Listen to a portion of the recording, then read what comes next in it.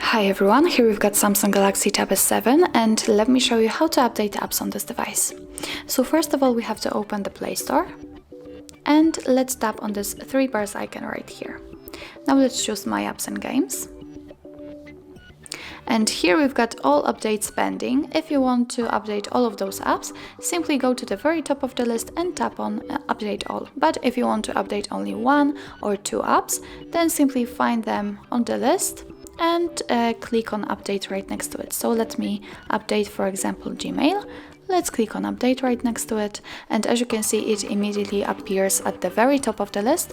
Now it is downloading, and after that it will be successfully installed and updated. So that's all. This is how to update apps in your Samsung Galaxy Tab S7. Thank you so much for watching. I hope that this video was helpful, and if it was, please hit the subscribe button and leave the thumbs up.